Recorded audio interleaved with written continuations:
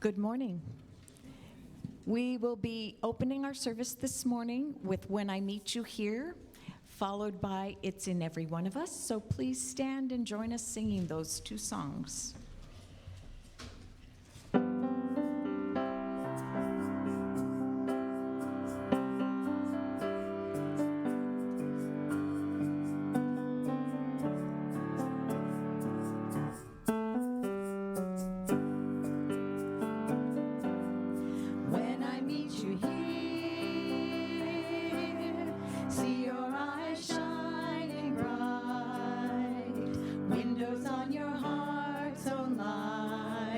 It's the light of love.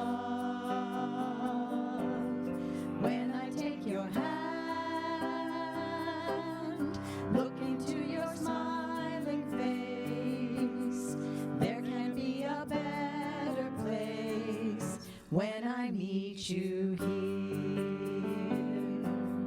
When I meet you here, there hardly seems a need for words.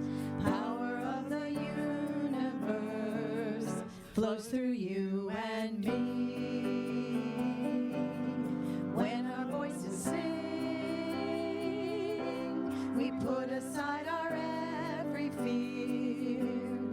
Every note is sweet and clear when I meet you here. On this day we come together in the morning sun to see our children laugh and run and to share this dream of everlasting light that shines to let us shines on you and me, my friend, when I meet you here. When I meet you here, see your eyes shining bright, windows on your heart so light. It's the light of love. When I take your hand, look into your smiling face, there can't be a better place when I meet you here. You sound great this morning. It's in every one of us. I just remembered. It's like I've been sleeping for years. I'm not awake as I can be, but my seeing's better. I can see through the tears. I've been realizing that I bought this ticket and I'm watching only half of the show. But there's scenery and lights and a cast of thousands who all know what I know. And it's good that it's so. It's in every one of us to be wise. Find your heart, open up both your eyes. We can all know everything without ever knowing why. It's in every one of us, by and by. It's in every one of us to be free. Find yourself, be all that you can be. We can all be anything without ever knowing how. It's in every one of us, here and now. It's in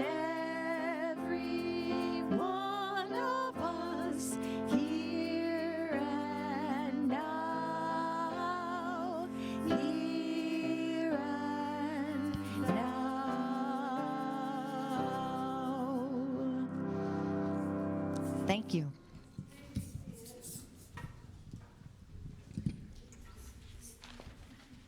In the beginning was the one presence of the undivided and unmanifest, pure spirit of life, light, and love.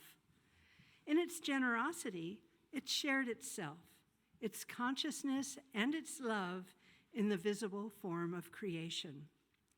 We acknowledge this presence within us and as us.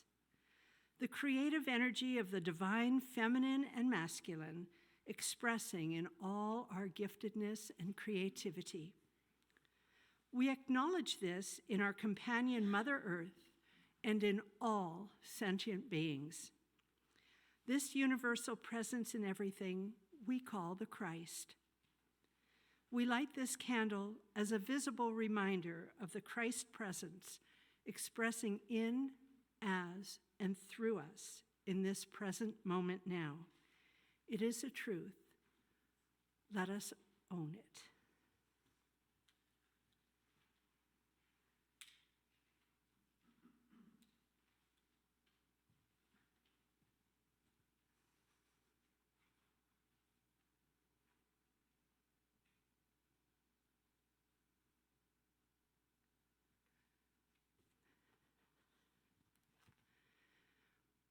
Good morning and welcome. My name is Liz Leighton, and I am your platform assistant, our service facilitator of the day. I want you to know that we are a joyful, evolving spiritual community committed to spiritual practices, compassionate service, and living on purpose. This is our mission. Our music ministry welcomes Marcia, Kate, and Deborah as our music performers today, so thank you for being with us. And our guest speaker today is our own Reverend Frank.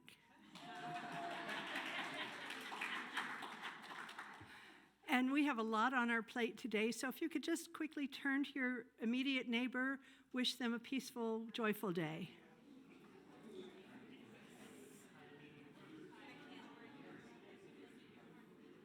Thank you. Thank you so much, and we will have time for more of that following the service today. So as we just settle down for a moment,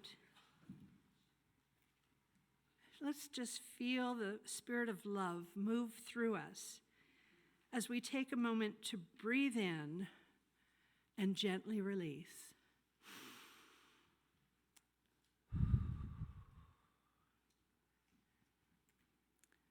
We're going to now say our 5 principles of unity. If you don't know them, you'll find them on the inside of your bulletin. And let's take a nice pause between each one so we can let those words sink more deeply into our hearts. Together, God is good and present in all things. The holiness of God is my own true nature.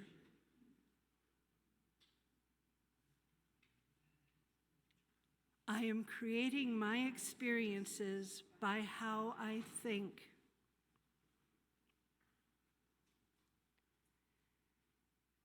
My thinking is guided by my daily affirmative prayers and affirmative actions.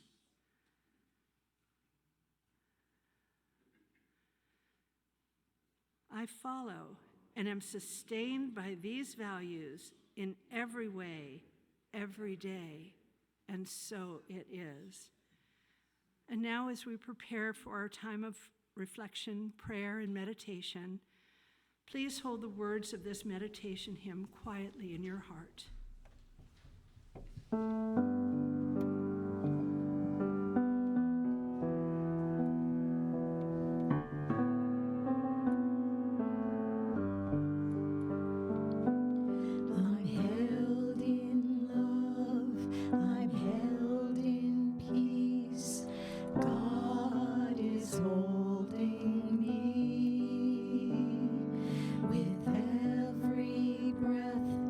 With every step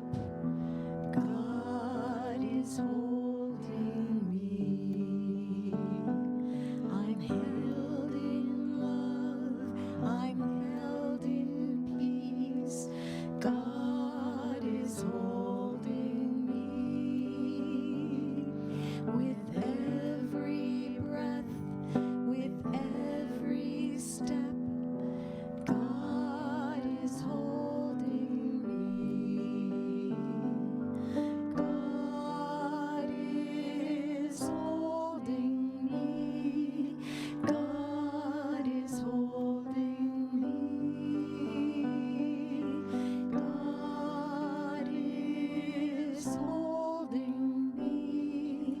God is holding me. I'm held in love. I'm held in peace. God is holding me. With every breath, with every step, God is holding me. God is holding me. God is holding me. God is holding me. God is holding me. God is holding me. God is holding me. God is holding me. God is holding me. God is holding me. God is holding me. God is holding me. And as we begin our time of prayer, let's speak aloud the names of anyone or anything you would like to have included in this prayer and affirm to them, you are held in love. God is holding you. Julie, Roy.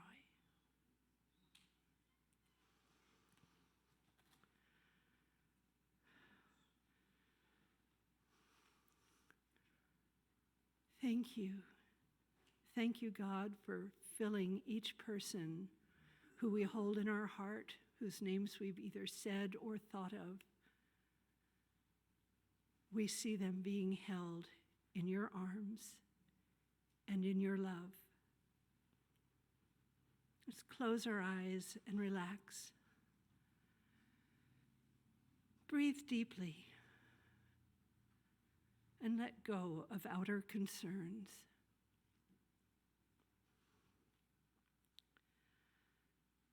Quiet your mind. Begin to focus your thoughts on the Spirit of God within you. Breathe into that.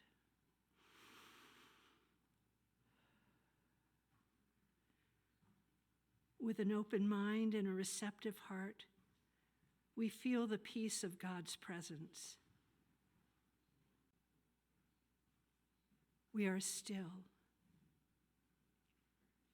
and we know that God is within us and as us. In the silence of your soul, know that you are one with God. Allow this realization to permeate your being. Just take a deep breath and feel that presence. We are grateful for the presence of God in our lives and the awareness that God is not only around us, but is within us. From our divinity, we give thanks for prosperity, peace, joy, health, and love, the sweetest blessings we could ever want.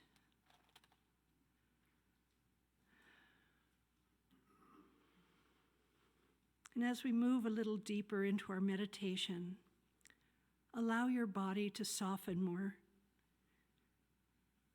Relax more deeply in the sweet presence of Spirit.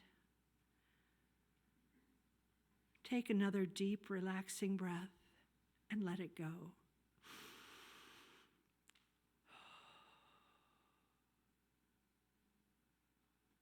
Let go of any concerns as you relax more deeply into your chair.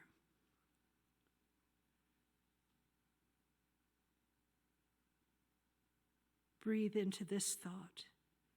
I relax into the divine flow. I relax into the divine flow.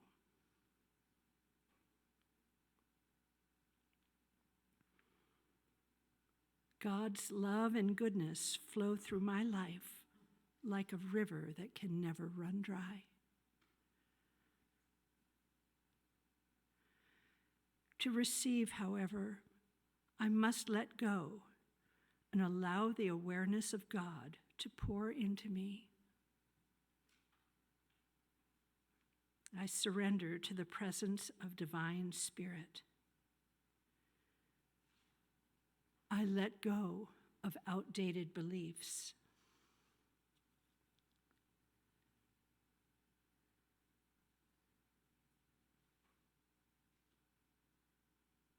As we're reminded in Isaiah 43, 18, 19, do not remember the former things or consider the things of old. I am about to do a new thing. Let's open to the new thing by letting go.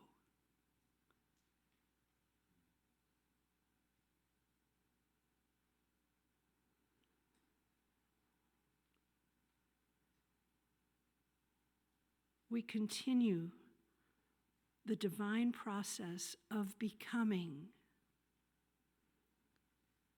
We surrender our thoughts, limitations, burdens, and lives over to the tender, loving care of an infinite presence.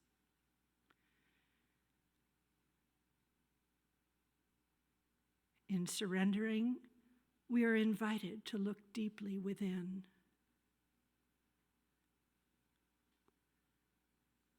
We say yes to embracing the process of surrender, understanding that it strengthens our spiritual muscle.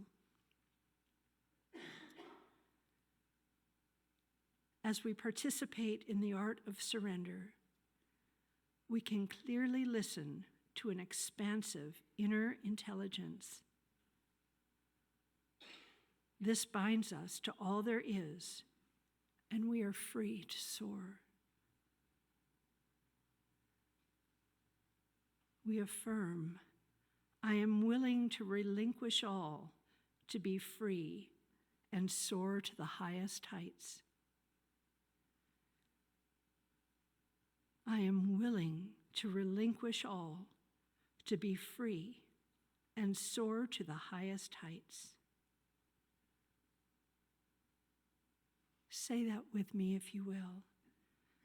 I am willing to relinquish all to be free and soar to the highest heights. And so it is. Amen.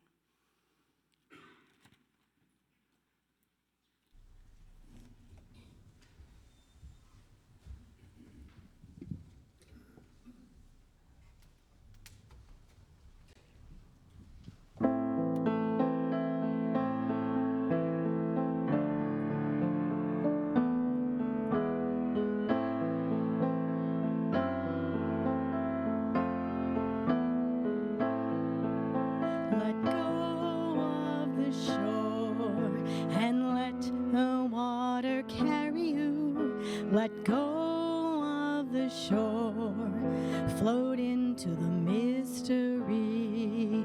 Let go of the shore and let the water carry you. Let go of the shore, float into the mystery. You have all you need, it's all inside of you. Just close your eyes and breathe and know that you are safe. Let go of the shore and let the water of the shore, float into the mystery. No need to make a plan, your heart will be your compass. Just lift your sails in faith and trust you will arrive. Let go of the shore and let the water carry you. Let go of the shore, float into the mystery. Let go of the shore and let the water carry you. Let go of the shore, float into the mystery. Float into the mystery. Float into the mystery.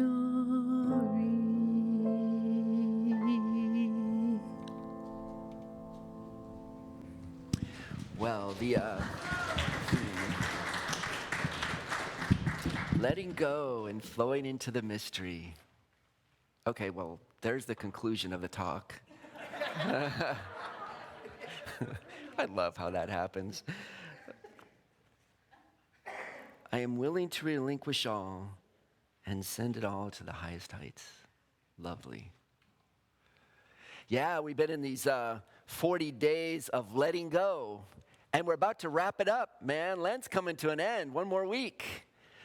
And so today, two things that came, that sort of started the thought about what we're talking about today. And one was last Thursday's. And if you've been reading the book, The 40 Days of Letting Go, last Thursday said, letting go of old beliefs. Letting go of things we believed in, and maybe we thought they served us for a while, and now we find that this is not working for me. I need to let that go and let it go. That's one. The other piece, I was out on a run. I was listening to this crazy philosophy show, and they were going with this lady named Susan Sontag. I'd never heard of her before, but she's an art critic. And she said something, well, I didn't read her stuff, but the guy who was telling me about Susan Sontag said that part of her thing was, we've gotten into this point now where we listen to the critics almost too much. It's like we're letting other people define our experience and define our reality and define our beliefs for us, where we have our own power deep inside, our own ability to take story, to take art, to take creativity, and find out what it means for me in this current place in my own personal current experience. And that doesn't mean it's all just subjective. There is a role for people to give us information and talk to us about art. For example, I was thinking, this isn't what she said, but I was thinking, how many times have I said, I want to watch that movie, and then I go to like Rotten Tomatoes, and Rotten Tomatoes goes, it's no good, and you won't like it, and if you watch it, you'll feel terrible about it. It'll make you feel this way or that way. And then so you go, I'm not going to see it. Rotten Tomatoes just released it. And then 2 years later, it comes out on Netflix. You go, I was kind of interested in that. And you watch it, and you go, oh my God, that's the best movie. Why did I listen to them? And she says this about like art too. It's like you read some kind of art piece and says, well, this was a postmodern piece that was done in France in the 60s in the beatnik days, and what you're supposed to make you feel is you're supposed to feel a sense of nihilism and dread and all this stuff. And it's like, stop telling me how to feel. And says it's appropriate to be like an art person who might tell us something about the art. Like, for example, if you notice the way the brush was moved was really different, or, the way Van Gogh did these circles, this was a technique he created. I mean, that's fair, right? There's a place for someone to say, oh, in that movie you might notice the long camera shots, or this was a special technique, or something the actress was doing that was unique. Fair, Tell me about the art. Tell me about something that's special about it. Tell me about the historical situation that it was situated in. But oh my gosh, don't tell me what it means. Please don't try to explain to me my experience of this piece. It's like, it's not fair. She even says that it got to this point where, and she loves, this Susan Sontag wrote in the 60s, and therapy and new Jungian therapy and all this was it was coming online. And she said, yes, this is great stuff. But the point is, we go to this person, a therapist, for example, so that they can support us in coming up with our own understanding of what's going on in our lives. What we don't want to do is go, I don't know, tell me how I should feel. You know, I mean, we can't just live into someone else defining our experience, defining our feelings. The point is to encourage us to get in touch with our own deep emotional component, our own deep feelings. Find out for ourselves, how is this playing out for me? What do I understand? And experts might be able to help us do that, but it's up to us. It's our own personal journey to discover what it is for our own life. It's our work. It's our joy. The experts can help us do that, but it's up to us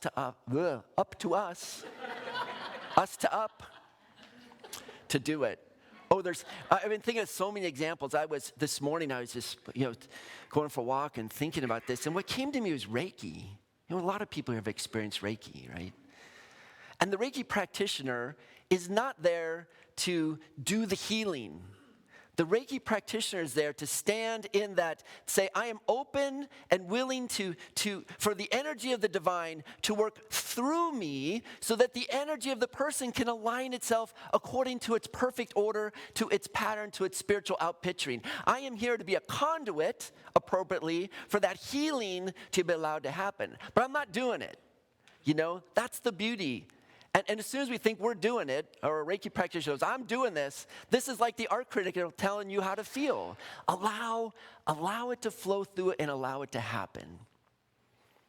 And so I go back to this piece we're reading in the 40 Days of Letting Go about check your beliefs. And I want to suggest, how many of the beliefs do we hold, especially in the Western world, especially around Christianity, especially around something that I deeply love, this book, where people have read stories and told us what they mean. And this is like, I think of this like Reiki. Let spirit flow through this and allow it to work in me to where it means for me in this now time, in this now place. And interestingly enough, I have read things and go, oh, I totally get what that means. And a year later I went, no, now it means this. And a year later, no, now it means this. Of course it does. Because spirit is moving, and that's the brilliance of great spiritual literature and this movement of scripture, is that things come in and talk to us in new ways and inspire us in new ways. Now, and what I want to do today is be like that person says, here's something to think about. Here's some information around it. Not to ever do I even, how arrogant would it be for me to go, this is what it means. Here's the story, and let's allow spirit to move through the story. And I have some things to say about it, which I hope will support our own personal understanding. But it's a thing that moves in our souls. It's a thing that moves in our own. Spirit moves in us and talks to us in a new way. So when I heard that thing about change of beliefs, I said, well, let me find a story that I am sure, it's a parable I want to tell you. And maybe this one will really kind of make you mad.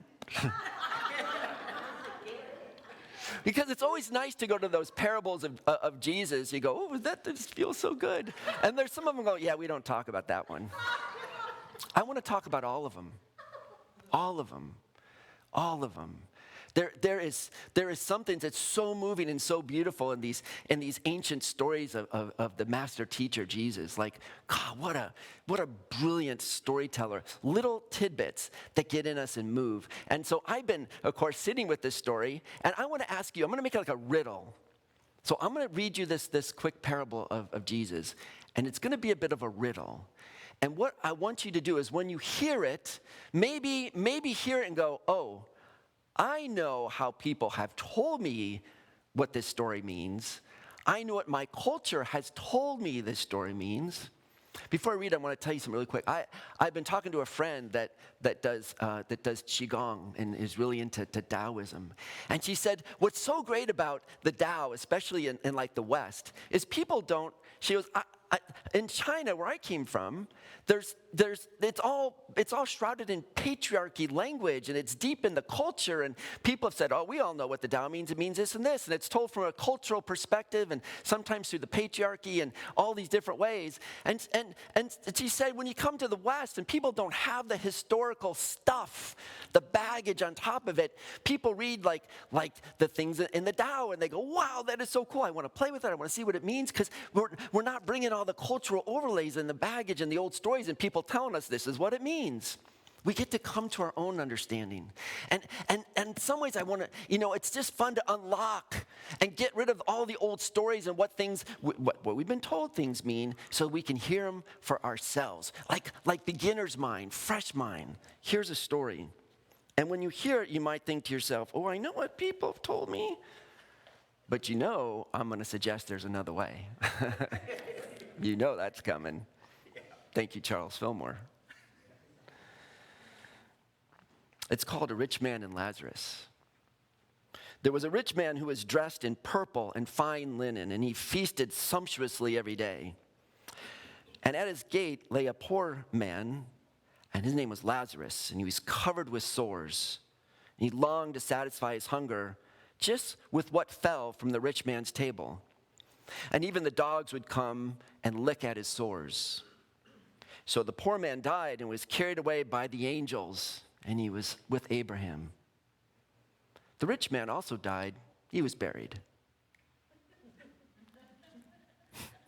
Yeah. So in Hades, where he was being tormented, he looked up and he saw Abraham far away, and Lazarus was at Abraham's side.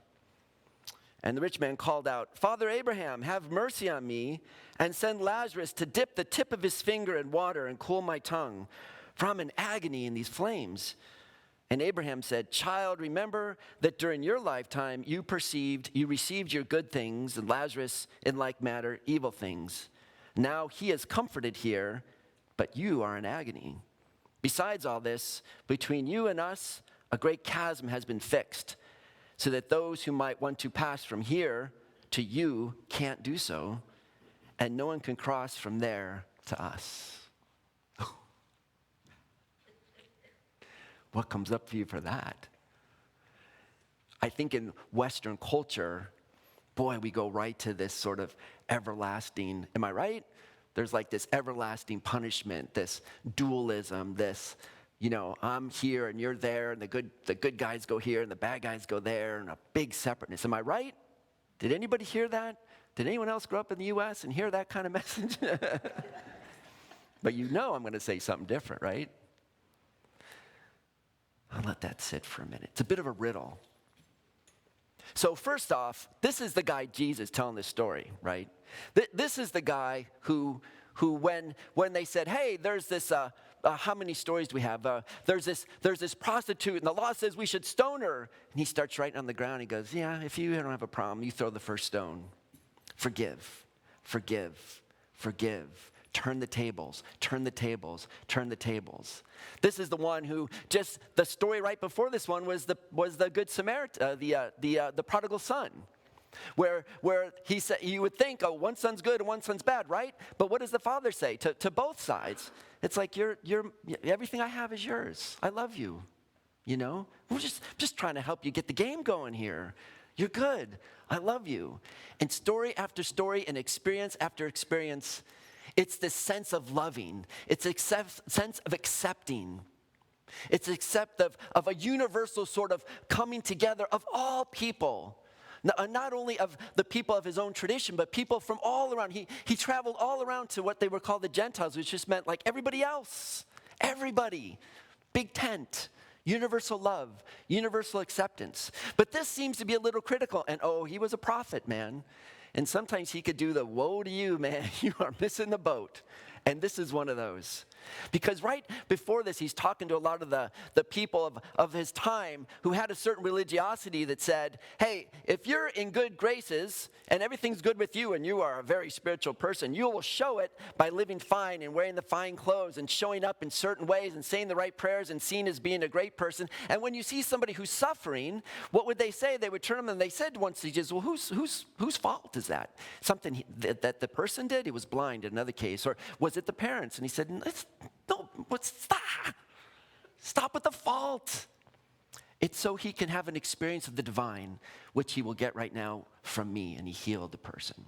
Stop with the blaming and stop with the judgment and stop with pointing each other at fingers. And this guy, it's the same thing that he loves to do. Turn the tables. Because everybody heard the story right after this. They knew, and the people who like to laud their goodness and show that they were the high and mighty and the blessed ones, the most spiritual ones, and wore the right clothes. He's saying, I'm turning the table on you because on one level, it looks like you're eating sumptuously, wearing purple and all that. And Lazarus is looking good, but you change the focus from a heaven perspective, and I see something totally different.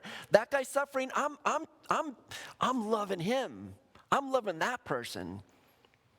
And that person over there who thinks they're doing so good, you think so, but you're tortured in your soul, man. You're spending so much time trying to look good and trying to live up to a certain standard where you think this is the spiritual realm, to think that this is what makes you aligned and in a good place in your heart and in living into joy and your fullness, and you're not. You're just making yourself miserable. It's like being in the flames. Yeah, stop it. Stop it. This seemingly, and so this is what Jesus was saying at the time, and the people who heard him knew it. And he knew he was like going right after them, and they were like,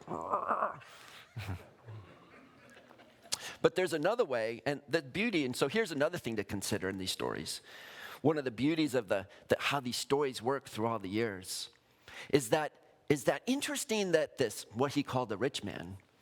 Now, I don't know, he called him a rich man. I have no idea. Did he have wealth? Maybe, maybe not. Did the beggar have any access to wealth? That wasn't the point. But what was interesting was the person who was wealthy had like blinders on. I mean, Lazarus was at his gate. It means that every time he walked into his house, he had to excuse me, Lazarus, step over the man, right? And wouldn't even give him a crumb. And he said to have that kind of sensibility of walking through life, not connected or willing to look away from the suffering of other people. It's like, I don't want to feel that. That's too hard to look at. Suffering of the other. I'll just ignore it. And to ignore that kind of suffering is to be in torment. I mean, people might think, well, if I could ignore it, it'll all go away and I can. No, it's tormenting. It's like this person living in torment. It's a beautiful, I had to tell you yesterday, something happened here. We had a celebration of life for a family. And it was really beautiful, and as these things typically are. And I just want to say that some of this way where we take in a mind that's not like this rich person, but that we pay attention to the other, to the people who come to us in need, for the people who are at our gate. A family came and Janae worked with them for weeks, actually, really working through the process of being here. And then on the day of the women of unity were here, Deborah and Helga and Hildy, and who else was here? Tess came by, and Sunny came by, and who else am I missing? People brought cookies. Thanks everyone who was here. It was a lot of emotion. Helga, is one of our chaplains, sat in prayer for the whole time just to hold the high ground for this family. It's paying attention. It's seeing that people are suffering in our midst, that people are going through a process, that there was a grieving process, there was a need for, and there was one aunt in the family, and they got married years ago. They were part of Unity, and they decided, so where do we go? Where do we do this celebration of life? We know about unity. Let's go find the unity. So they came to us. Jay Scott was here running the video and making in CDs. Jane was here to help as well. Who I'm forgetting? I mean, Unity of Bellingham came forward and said, we are going to be the people who recognize that there's people around that need us. There's a thing that people need from. There's a compassion, there's a kindness, there's a resonance, there's an understanding, there's an opening our eyes. There's a place where it's like, we're not going to step over you and ignore you. Come in. Yeah, that's what we do. At the end of the gospel, Jesus says, go out and tell the whole world the good news. What does that mean? The last words before the resurrection. Go out and tell everyone good news. So we told some good news.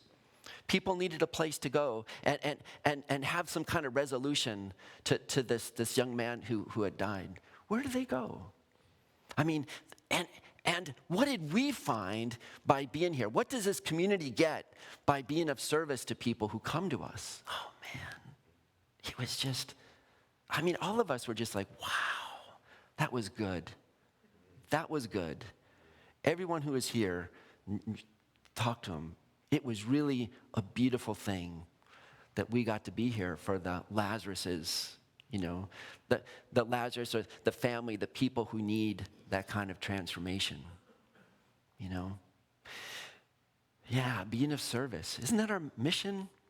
You know, joyful, evolving, you know, being of service, you know, doing our spiritual practice. Sometimes they're the same thing. Being on purpose. And this guy, this man, Lazarus, do you notice that when the rich person, when he was in this torment, when he couldn't get out of this situation, there was this chasm, and he just couldn't kind of, what did he keep saying to Abraham? Abraham, send Lazarus down to bring water. It's like, I'm still going to consider him a servant. I don't care how bad it gets. I'm not going to get up and go get the water for myself. He never said, would you allow me to come and get some water? Would you allow me to come? Did you catch this? He said, tell Lazarus to come bring me some water. It's like, oh my God, get off it, man, you know? Get some humility. You know, what an arrogant kind of guy. And this chasm between them wasn't a chasm where he could never cross. His arrogance couldn't cross it. His ego couldn't cross it. His I got to be one up on the next guy couldn't cross it. His attitude of I got to be better than everyone else couldn't cross it. But the attitude of Lazarus, the poor man was I'm going to get close to someone. Maybe I can make a connection. Maybe there's some way at the gate I can connect with other people. Maybe I'll be out in public. I'll show my vulnerability. I'll be out with sores. The dogs come and see it. I'm making friends with all nature. I'm out here showing my vulnerability, showing my pain, and maybe through that part of it is I'm going to be honest and real about my truth, even my woundedness, to encourage some kind of connection. There's a movie that's out. It's on Amazon. It's called Heal. I don't know if you guys have seen this. Marianne Williamson's in it, and Deepak Chopra, and Joe Dispenza, and a lot of these people who are sort of healers. And he said they asked all these people who've had amazing healing events, some with regular allopathy, and some with alternative medicines and energy medicines, and they found 7 things that always came up that showed that with these 7 things that are consistent, bring a level of healing. And interestingly, I wrote these down. 2 of them are physical, like really look at your diet and using healthy herbs and supplements. But the other 5 were emotional, spiritual. Take control of your healing was one of them. People who took control. Here's Lazarus. I'm going to get to a place where maybe I can find some help. You know, the rich man hidden away behind the gate. La la la la la. Don't want to see it. But Lazarus, I want to be involved. I want to be engaged. I want to find places where I can find help. Release suppressed emotions. You know, this guy was out. I'm hurting. Look, I'm hurting. He says with sores, but how much emotional was he? Was he honest and opening and developing? Increase your positive emotions. Embrace a social support where you can find it. And there he was going, can I engage with others? I'm here right in the busy place at the gate looking for engagement. Deepen spiritual connection and have a strong reason to be alive. You know?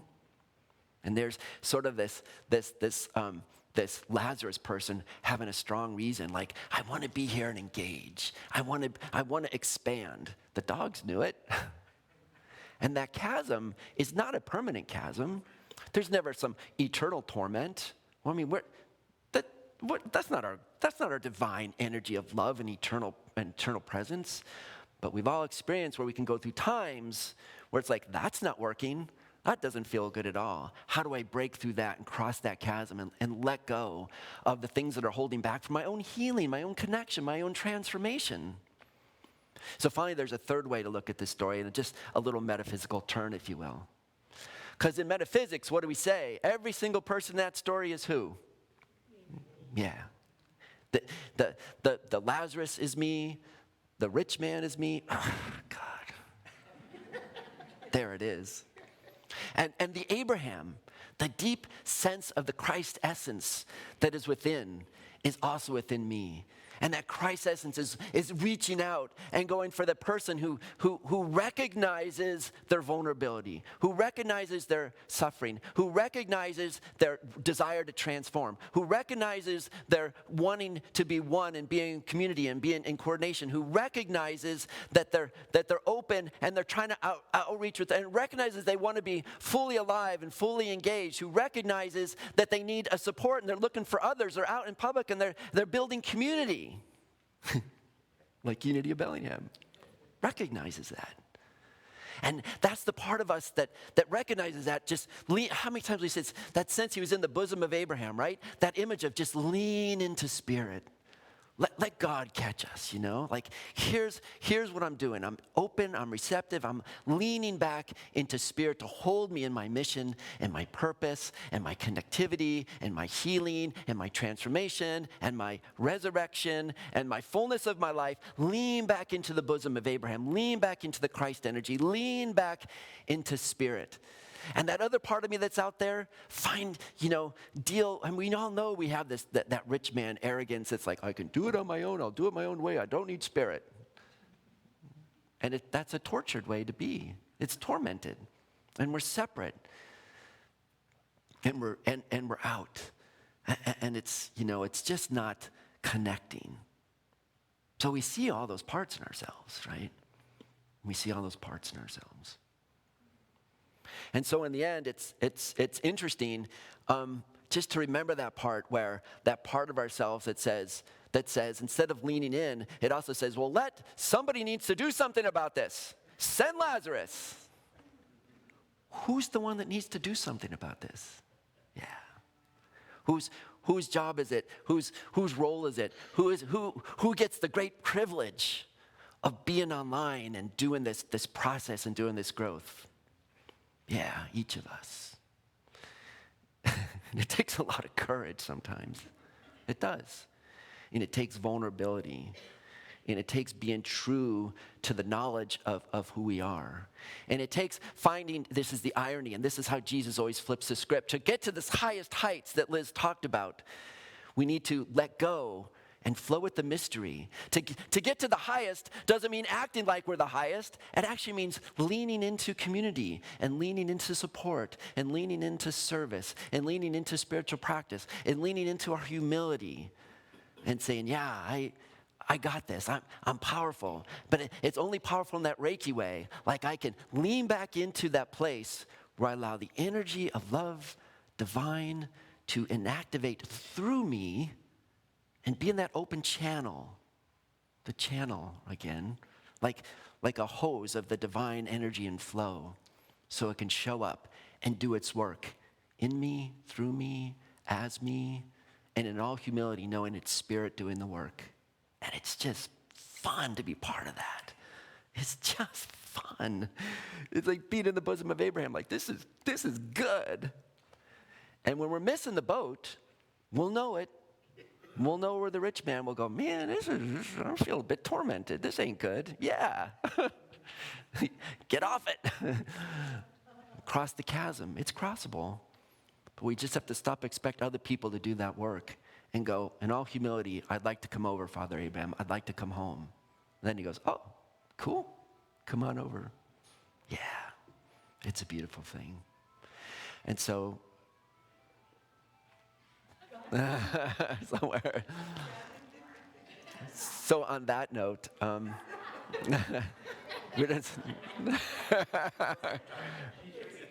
It's beautiful. It's a beautiful thing.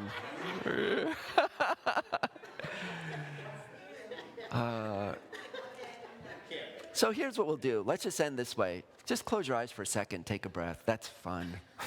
See, spirit is fun. Always. Just take a breath. This story of Lazarus and the rich man, this is a story that you've seen through. If you Wikipedia, you'll learn all about hell and the gates of eternal damnation. Yeah, they'll do all that. Can we relook at our beliefs of these stories that our master teacher, Jesus, taught us? A teacher who taught about universal love and universal transformation and universal resurrection and the constant movement of the divine love to bring all people home, to bring all creation home, to bring the entire universe home back into the oneness it came from. No dualism, oneness, but it's a oneness of energy, of transformation, and sometimes friendship, sometimes what seems like conflict, and that's okay. It's part of that universal journey back to wholeness. Back to wholeness.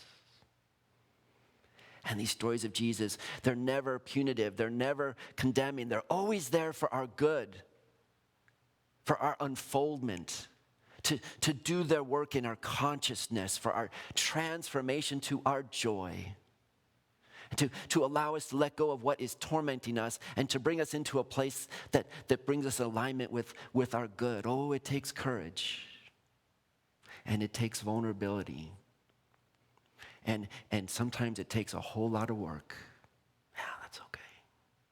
It's the path of the good. It's what leads us forward. It's what leads us into our transformation. And ultimately, as we move into this Easter week, it's what leads us to our resurrection.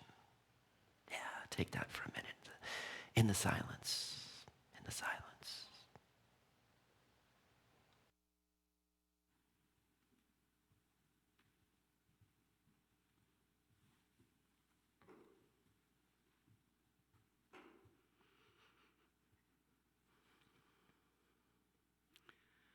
Oh, thank you.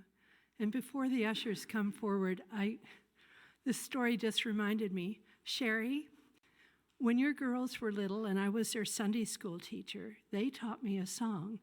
Rock my soul in the bosom of Abraham, rock my soul in the bosom of Abraham, rock my soul in the bosom of Abraham, oh, rock my soul. So thank Rachel and Natalie for that was a great memory. So now as the ushers come forward, we know our abundance is a divine inheritance. Giving is our gift of love and appreciation. We always appreciate your generosity and support of this ministry that we are creating together. This includes each of you with us in person, as well as each of you online. We say thank you and good morning. We're glad you're with us today. So as you take your offering to your heart, please affirm quietly to yourself, I give freely and joyfully, for God is my source, and I have abundance in all areas of my life. And please join me in saying together our offertory blessing. Divine love, through me, blesses and multiplies all that I have, all that I give, and all that I receive. And so it is.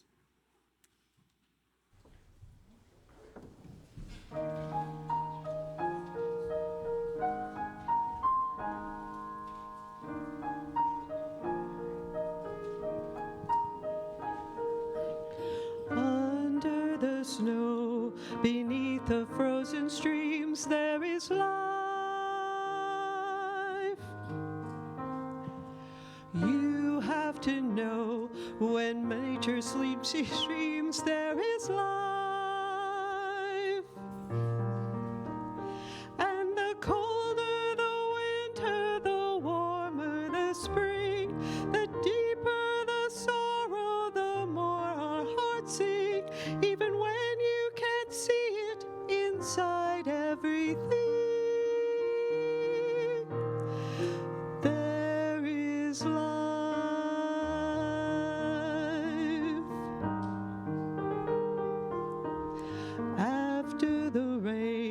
the sun will reappear. There is life.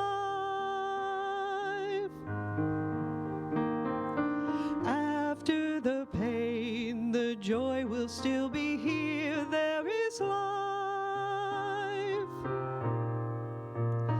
For it's out of the darkness that we learn to see, and out of the silence that songs come to be, and all that we dream of awaits patiently.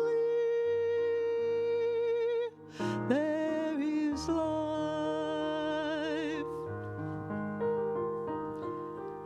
There is life. For love and adventure are waiting for you. There's so much to see and there's so much to do. For now and for always, there's one thing that's true. There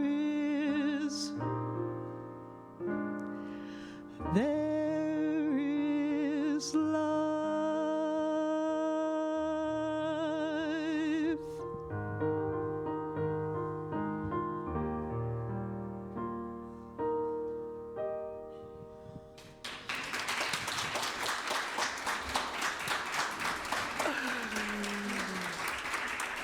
Wow.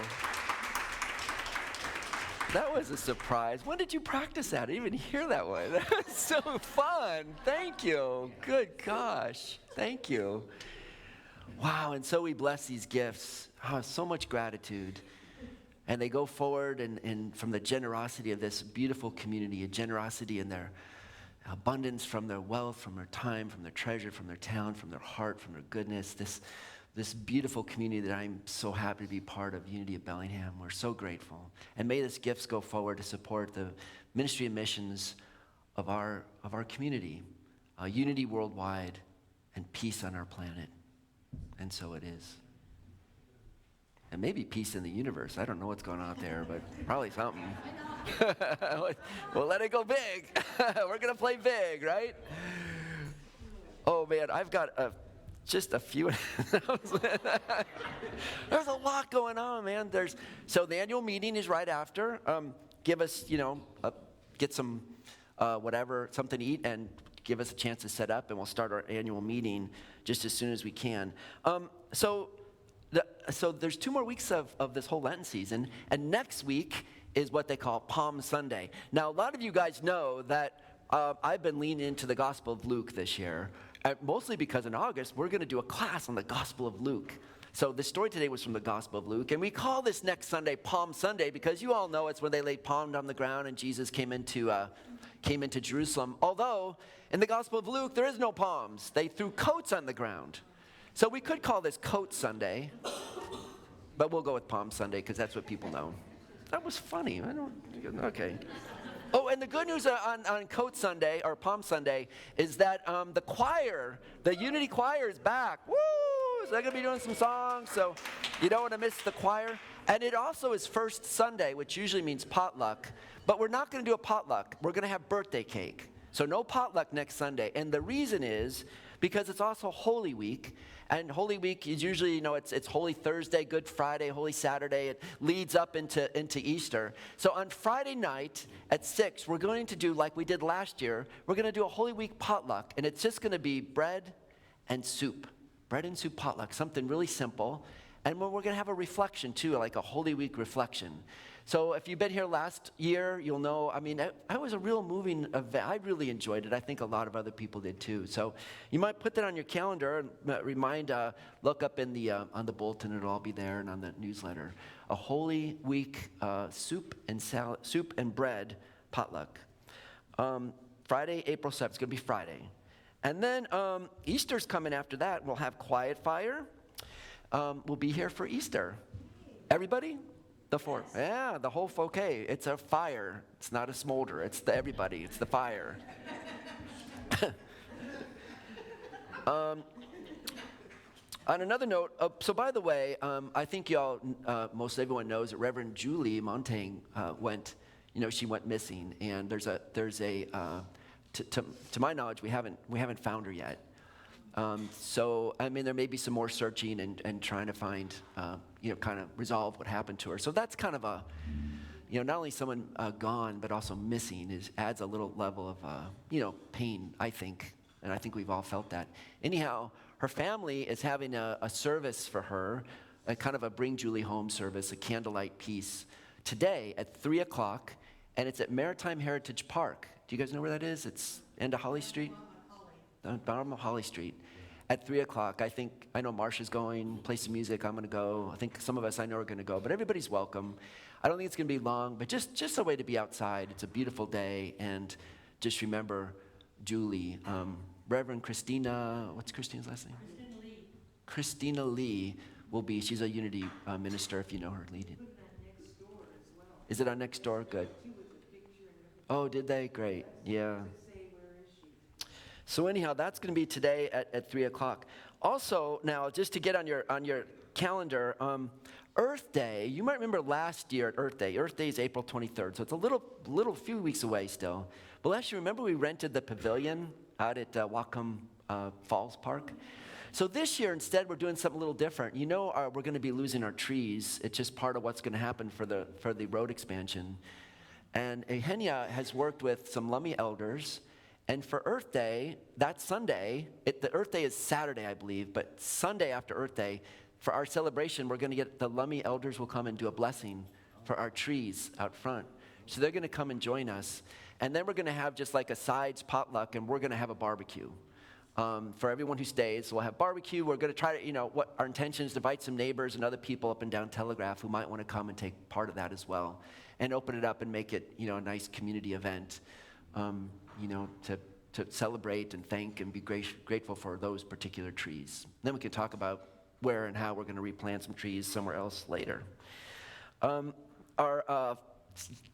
So every year I do 2 classes. I do a spring class and a fall class, the minister's class. And this year, there's a book called Whatever Arises, Love That. And it's by Matt Kahn. And I read this book some years ago, and I argued with it the whole way through. You can't love this, I can't, but it's alchemical, man. I tell you, by the end of that book, I went back and did it again. I went, I'm getting this, It's such a powerful piece of work, and his teachings are very powerful. It's really a movement into acceptance and love, and transforming even the most difficult times, working through love, and basically not fighting reality, but staying in the flow of love and its power of transformation. Very alchemical book. So the sign-up is going to be going on soon. We've ordered 20 books. It's Wednesday night, Thursday morning, and if someone wants a Zoom, you can talk to me about that. We want to be sure people who want to take part in this book study have a chance. David Roth is coming. If you guys remember David Roth, guitar music, he'll be here on a Thursday coming up. I didn't have the date, but it's in the bulletin. 20th? Yeah.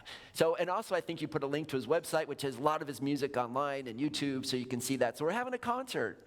COVID's getting over, man. We're like doing stuff again. This is fun. Yeah. And then 2 things I wanted to mention. The first one is, it's the last Sunday, which means we talk about who's going to be our volunteer for the month for next month, for April. Drum roll, please. And the volunteer for the month is our own Liz Leighton.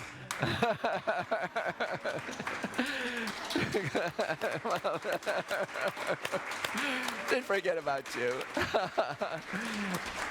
And so we have usually do flowers, but we got her some, and flowers we have, as well as a special gift. Do you like mani-pedis? I think it's... Liz, as you know, and since I've been here, has been such the volunteer for everything we've asked her to do, and not only at the podium, but your prayers and meditation. Really, those are very heartfelt, and so appreciate those. And she's been a singer, and she's been a chaplain, and she's been a greeter, and she's been a Thanksgiving Day coordinator, and she's been, what else? The list goes on and on. Sunday school teacher. But Liz has been so gracious with her time, her talent, her treasure, and in all ways. So thank you, Liz. We appreciate it. Wait, stand there. Wait, Liz, hold on. Liz. Ready? Remember our unity blessing? Okay, Liz. We love you, we bless you, we appreciate you, and we behold the Christ in you. Yeah. Okay, one more thing. I told you there's a few announcements. You know, we had our new members class, and and one reason we do the new members class when we do it is so this Sunday you become new members, which means you can stay after and vote. Well, it means a lot of things, but at least it means that as well. So for those who are willing, I want to ask the new members to come up if they would, so we can introduce you. So Kent, I see you out there. Sonny. Did Margie come? Tom is here. Yep. Sonny, Kent, and Howard. Did Howard come today? Okay. You're not going to come up? Okay, you're fine. And no, come on up, you guys. Howard. So Howard also made the class, and then we didn't see him today. But here's Kent and Tom. And Margie went through the class, and she's not here today. And another one of our new members had her dad, Vicky. Is Margie here? Oh, here she is. Oh, and you're not coming up either, huh? She's hidden back there. Okay, Margie, Sonny, Howard. And another member, Vicky, who you remember, she played Mary in the Christmas play, and then she had a family issue she had to go deal with, so she wasn't able to be here for that and missed the class as well. But anyhow, for all of you, that was a big commitment. It was 5 weeks classes. I hope you enjoyed it. I had fun, yeah, and it was great to get to know these guys a little better. If you don't know any of these 5 people, then please take the time to welcome them after service. And also, for all 4 of you are here, let me see, we can do this again. For all our new members, you ready? Energy going around the room. We love you. We bless you. We appreciate you. And we behold the Christ in you.